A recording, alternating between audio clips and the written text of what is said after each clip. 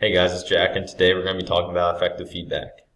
Some of the learning targets I gathered for you include understanding the characteristics of effective feedback, being able to offer feedback effectively and efficiently, and preparing students to give each other effective feedback.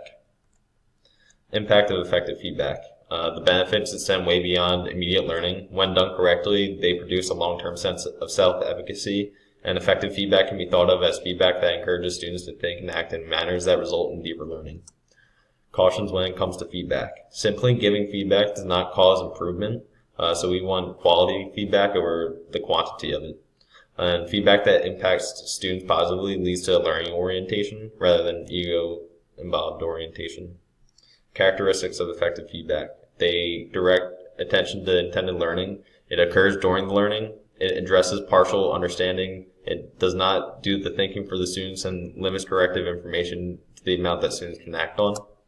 And these characteristics are impactful because it points out strengths and offers specific information to guide improvement. The timing, like I said, it happens during the learning. And feedback is effective when it consists of information about progress and or about how to proceed. So success versus next step feedback. Success feedback options identify strengths of student work and more or less motivate students to keep working. Next step feedback options identifies corrections needed and provides students with information needed to improve. Success feedback, students need to know when they are doing something well or correctly.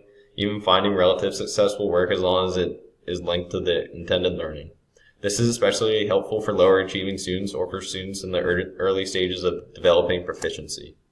Praise of successful feedback. It can have a negative effect on learning because it takes the attention away from learning and onto what the teacher thinks, and it does not provide information and value to reinforce learning. There is a fine line between recognition of effort and praise for it. Next step feedback. It identifies areas in need of improvement. It's most effective when linked to intended learning. And next step feedback involves giving students information that prompts an action.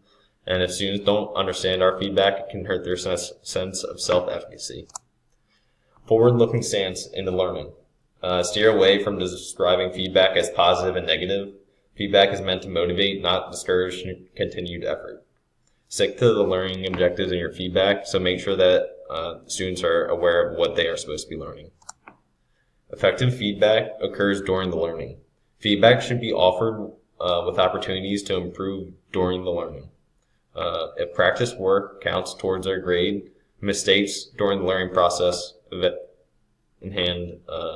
hurt students. Effective feedback addressing partial understanding. Feedback is most effective when it addresses faulty understandings rather than a total lack of understanding. And if a student is lost in the context, he is likely not to understand the feedback either. Corrective feedback can be ignored by students if it is poorly presented or if the student's knowledge is insufficient to accommodate additional feedback information. Students think for themselves. Effective feedback does not do the thinking for the student. If next step feedback is overdone, it can reduce the cognitive challenge of a task for a student. And when we remove the rigor, instead of helping students, it hurts them. Feedback by questioning. When next step feedback is called for, teachers can ask students if they have any ideas of what to do. Teachers point out the errors, but the students are asked to think about it. If the students can draw a blank, the teacher can then provide suggestions to help the student. Peer feedback. When students practice descriptive feedback for peers, they deepen their own understanding of quality.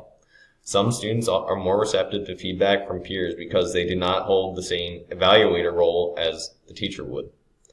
And this allows students another perspective on their work, which triggers new thoughts and insights. Self-assessment as feedback. Students can benefit from a performance review type of self-assessment. This allows them to recognize their own strengths and weaknesses in their work. Learning objectives must be clearly known before self-assessment can take place.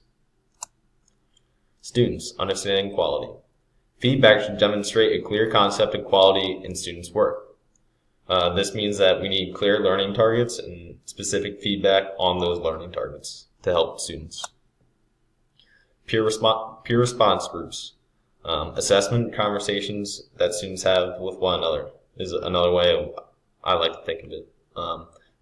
These pre-established norms or set protocols to set the stage for conversations. And peer editing is another form of student feedback that is available for use in the classroom. Differentiating means of feedback. Students respond to different methods of feedback in their own way. Some students may prefer feedback in certain ways than others. And student grade level and kind of learning to be addressed should be two main factors in deciding what methods to give students feedback. Conclusion. Effective feedback.